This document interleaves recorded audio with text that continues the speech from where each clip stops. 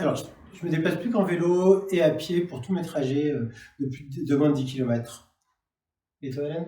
Alors le vélo aussi, tant que c'est possible, pareil, quoi, ça permet de faire du sport et c'est très agréable. Et je fais attention aux déchets, aux emballages plastiques, j'essaie d'acheter un maximum dans les petites boutiques, en vrac, vraiment limiter les déchets. Alors, Chlore est une marque intemporelle, donc qui développe des produits durables en termes de style, de saison, de tendance et de qualité. Donc ça, c'est déjà un engagement, un engagement et une vraie volonté.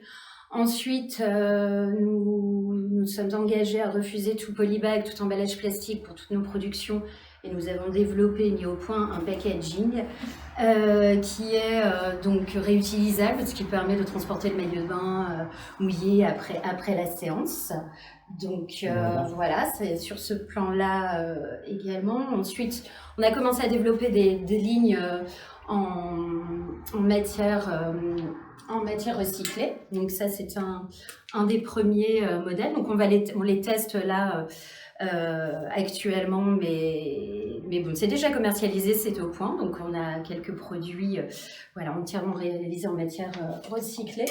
Et alors, on a également fait un exercice de style sur l'upcycling, à savoir que pour nos pièces en éponge, voilà, on n'a pas voulu produire trop de matière, donc on a commandé que des draps de bain, et que je me suis amusée à transformer en pièces, en peignoir, en sweat, donc on en a quelques-unes ici, donc on voit bien qu'en fait ce sont le drap de bain qui a été retravaillé avec le bord, le lettrage ici dans le bas. On a repris les bords du drap de bain pour border les poches, pour border les capuches.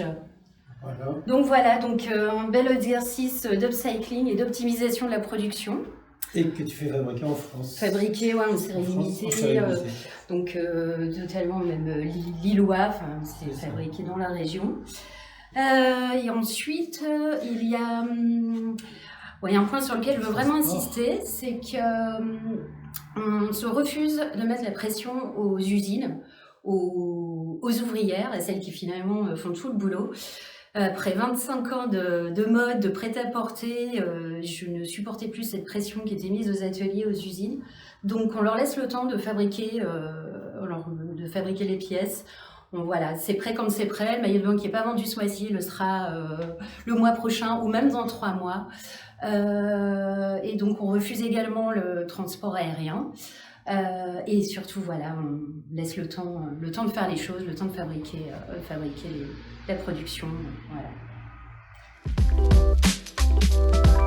Alors, on aimerait produire plus juste en lançant en fait les précommandes sur nos sites, sur les nouvelles collections, et en proposant à nos clients en fait, de précommander leur maillot, leurs produits 2-3 mois à l'avance, avec évidemment un avantage qui nous permettrait de savoir, de mieux connaître les quantités que nous devons produire pour notre site web et nos clients.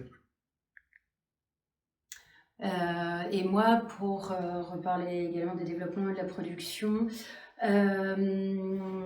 c'est tout ce qui est produits dérivés, accessoires, qui malheureusement les sourcings sont essentiellement asiatiques et dans des quantités complètement folles.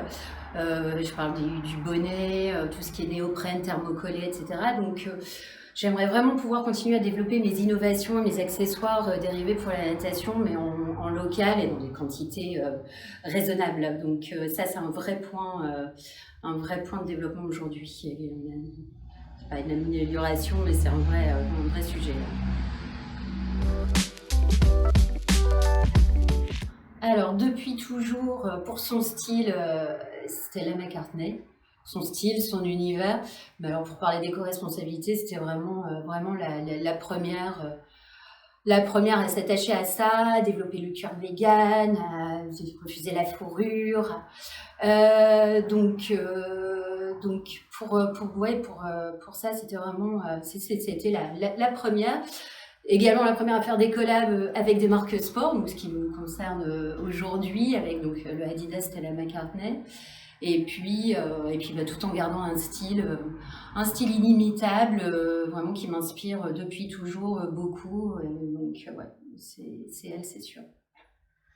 Alors moi, c'est Maison Standard pour leur transparence sur leur production, sur leur coût aussi, hein, puisqu'ils indiquent vraiment combien est revenu un article et quelle est un peu leur marge qu'ils prennent et quelles sont leurs différentes. Voilà, c'est mon coup de cœur depuis des années.